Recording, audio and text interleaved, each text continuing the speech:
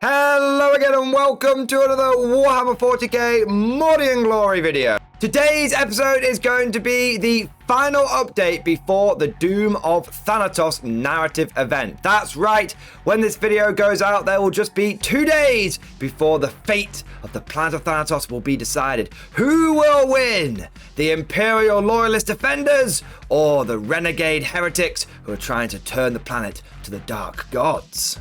In case you're not sure what the hell I am talking about, I am running a narrative apocalypse-sized event this weekend. There is going to be dozens of players on both sides, 5,000 points per player. It's shaping up to be an absolute doozy, and we still have tickets available. So if you want to grab yourself a last-minute ticket, if you've got nothing on this weekend and you live near or can get to Element Games in Stockport, then make sure you grab yourself one of those tickets using the link down in the description below. I'll also have a link at the end of this video describing the whole thing and explaining what the hell the narrative event is all about.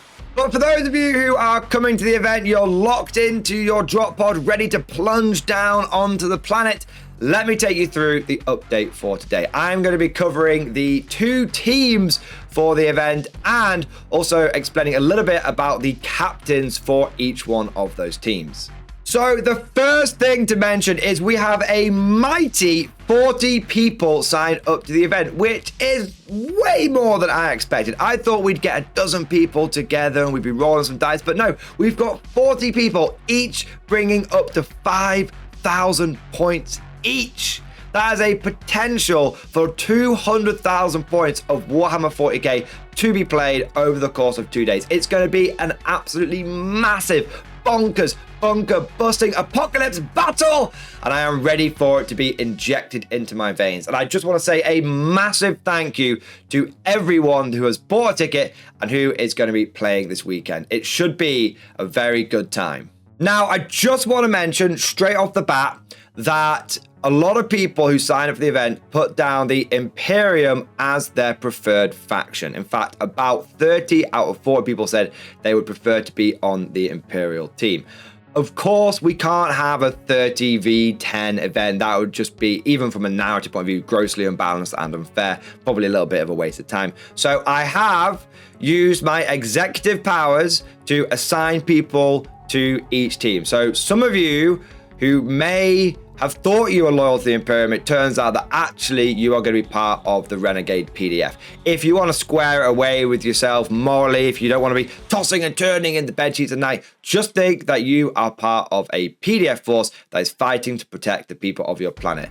And maybe your commander has been misled by the ruinous powers. You're loyal. You're loyal at the end of the day. But anyway, as that may be, there are now going to be 20 people on each side, and I'll put the list of each team down in the description below so you know if you're on the Chaos team or if you know you're on the Imperium team, but I'll also run through the names now as well. So on the Imperium team, we have Nikolay M, Fred K, Kenneth Bloomquist, Richard Pate, Colin Ford, Alon Halfin, Marcus Roberts, Matthew Vince, Dennis Wong, Gary Noad, Nicholas Smith, Thomas Chatten, Henry Akers, Rüdiger Lennartz, Tim Leach, Will Bodsworth, Alan Mole, Jordan Barnes, Sam Masters, Matt Perks, Edward Fieldhouse, and Jack Buxton. You guys will be the glorious defenders of Thanatos, trying to keep it within the Imperial fold.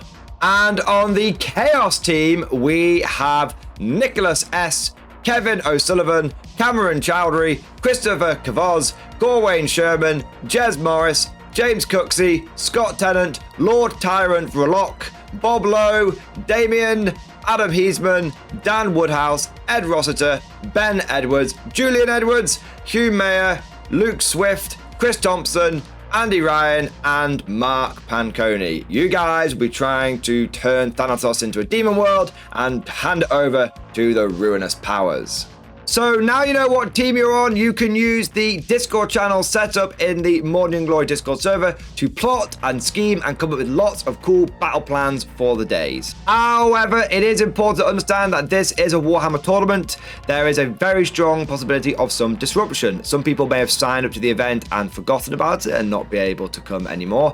There may be some people that, due to life, the universe and everything, can't turn up on the day. Whatever circumstances may crop up. So there is a chance that you will get moved from one team to another. Perhaps on the day it turns out that the Chaos team's only got 15 people and the Imperium team needs to have a couple of people transferred over. Some turncoats occur, as it were.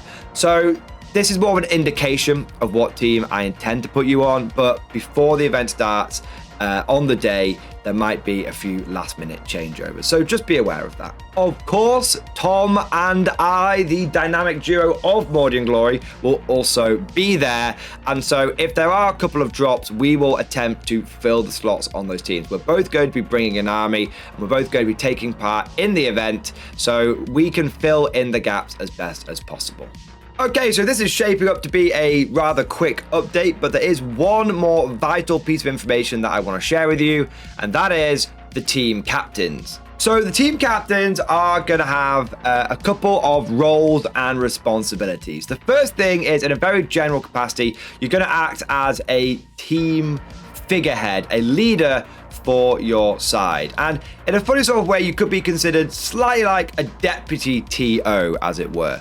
So if Tom and I are busy, people in your team will know they can come to their captain and that you'll be able to make an unbiased ruling on if there's a rules decision, or if there's a newer player who's a little bit less experienced, he's a bit more guidance, they're not sure where they need to be, what they need to be doing or where they need to be going. They know that they can go to their team captain and they'll be able to be a friendly face and point them in the right direction.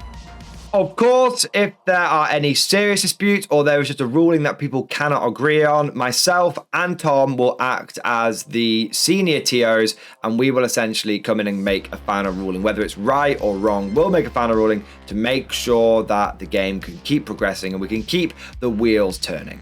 But on top of all this, the captains are going to have 3 very specific and powerful powers that they can enact during the weekend. The first one is when people are initially setting up and both teams are strategizing and they're working out where they want to distribute their forces, which battle grid they want to concentrate on. Of course, each individual player is going to have a preference and they're going to want to be able to fight on the urban map or the ice map, but the captain is going to have the final veto. He's going to be able to say, no, we need the Titans to be able to storm the Polar Fortress, or no, we need those knights to help hold the line on the Governor's Palace. So the captain will have the final say on which battle grid people will be going on. Of course, once a player has been assigned to a battle grid, it is up to that individual to deploy their forces how they think is best. And the captain can give them a little bit of advice, but at the end of the day, he can't have minute control over every action each player does. He can literally assign someone to a battle grid and it's up to them to fight the war how they want to. The second power that a captain has is to decide where the reinforcements come in. As the battle waxes and wanes, as players are wiped out and units are destroyed, people are going to want to make use of the respawn mechanic. This is the mechanic where if you are essentially wiped out, you're not going to be out for the weekend. You could turn up with 500 points and get blown off the table in the first turn. That wouldn't be very fun. You've just spent 50 quid on a ticket that you then can't do anything with. That's not what's going to happen in any way, shape or form. We have a respawn mechanic so that if you are destroyed or if you get to the point where you believe your forces are combat ineffective, you can go what we call into the reinforcement pool. You'll take a little bit of time out and then you'll come back in with your full army in specific reinforcement zones to get back in the fight. And this way the fight should continue ebbing and flowing and it should organically develop. However, the captain is going to decide where those reinforcements come in. So let's say that you're fighting over the Polar Fortress and it just looks like the Chaos team is going to take that place. There's nothing you can do about it. No matter how much you funnel in, they've just got that locked down. Well, rather than trying to throw men into a hopeless fight, the team captain might decide, you know what, we need to pool our resources around the attack that we're doing onto the main manufactor, and we need to cut the head of the snake and destroy the renegade forces. Or the team captain might say, look, we can't lose the Polar Fortress. If we do that, the enemy's going to get orbital domination. That's going to cause all sorts of problems for us in other battle grids. So I'm going to take all the reinforcements, and all the other sections are just going to have to hold until relieved, and we're going to do a huge mega counterattack.